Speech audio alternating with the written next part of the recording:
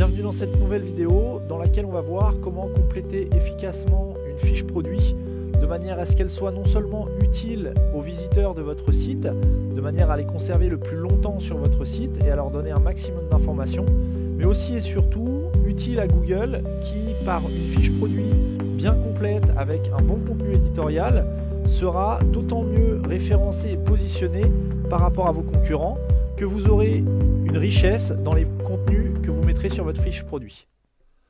L'onglet Association va vous permettre de définir les catégories auxquelles vont devoir être associés vos différents produits.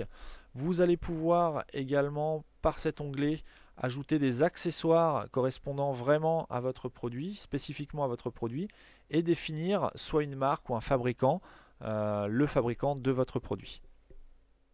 Lorsque vous êtes sur le back-office dans cet onglet Association, pour sélectionner une catégorie ou plusieurs catégories, rendez-vous dans le premier encart catégorie associée.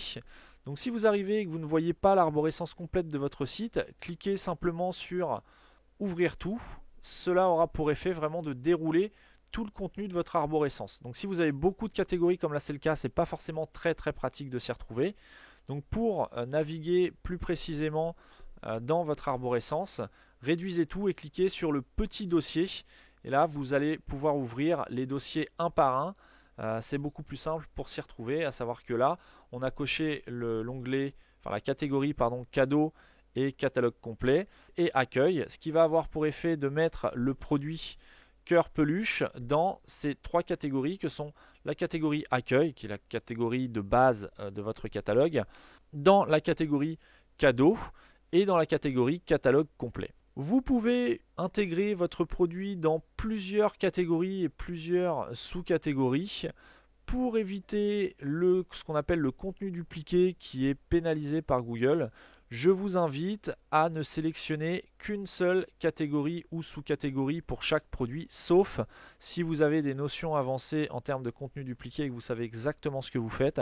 Si vous n'avez pas de notion particulière en référencement et que vous n'avez jamais entendu parler de contenu dupliqué, je vous invite à n'intégrer votre produit que dans une seule catégorie ou dans une seule sous-catégorie.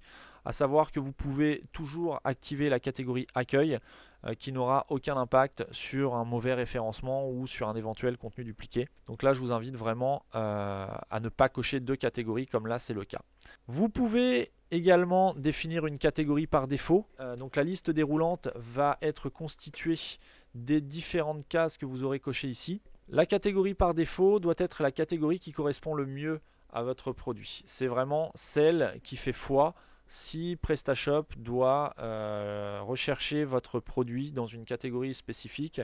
Vous devez vraiment indiquer une catégorie par défaut qui soit celle qui correspond le mieux à votre produit. Ensuite, la partie accessoires va vous permettre d'associer des différents accessoires à votre produit. Dans le cas d'une peluche, par exemple, on pourrait très bien ajouter des peluches complémentaires ou d'autres accessoires qui peuvent venir compléter. Le but étant bien évidemment de proposer ces accessoires sur la fiche de votre produit en front office, ce qui permet de déclencher éventuellement des ventes complémentaires et donc d'augmenter votre chiffre d'affaires. Et enfin, le fabricant. Donc c'est aussi les marques, comme on l'a vu dans les vidéos précédentes. Fabricant et marque, c'est vraiment synonyme dans PrestaShop, c'est juste la terminologie qui change. Et vous allez pouvoir attribuer un fabricant ou donc une marque à ce produit, ce qui éventuellement va vous permettre d'augmenter les possibilités de recherche sur le front office par marque éventuellement. Donc si un client ou un visiteur souhaite afficher tous vos produits d'une même marque, pour que ça fonctionne correctement, il va falloir attribuer une marque ou un fabricant donc à chacun des produits de votre catalogue. Encore une fois que vous avez terminé le paramétrage de l'onglet Association, pensez à cliquer sur Enregistrer et rester. L'onglet Livraison va vous permettre d'automatiser la gestion des transporteurs dans le tunnel de commande. À savoir que si vous complétez certains éléments de cet onglet, PrestaShop définira automatiquement le transporteur à sélectionner pour votre client. Et enfin, c'est vraiment un usage très précis. C'est plutôt un usage secondaire de votre paramétrage de votre fiche produit. Lorsque vous êtes sur le back-office, Vous allez pouvoir définir une largeur, une hauteur, donc en centimètres dans notre cas, une profondeur, un poids, éventuellement des frais de port supplémentaires par unité hors taxe, et sélectionner les différents transporteurs qui peuvent être amenés à transporter ce produit. À savoir que dans l'onglet transporteur, vous allez pouvoir indiquer différentes contraintes de poids, à savoir que tous les transporteurs n'acceptent pas toutes les largeurs, toutes les dimensions de colis. Il y a très souvent des limites.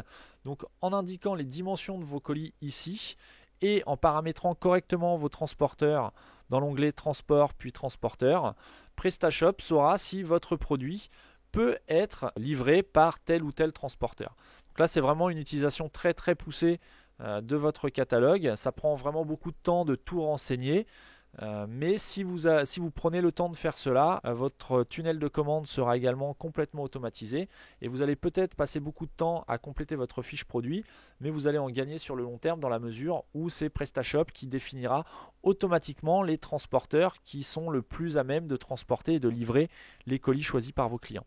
J'en profite pour vous indiquer que si vous souhaitez apprendre à importer votre catalogue produit de façon très rapide, non pas via votre back-office comme on est en train de le voir, mais via une fiche type Excel, ce qui vous permet vraiment de gérer votre catalogue produit de façon très rapide si vous avez beaucoup de produits dans votre catalogue.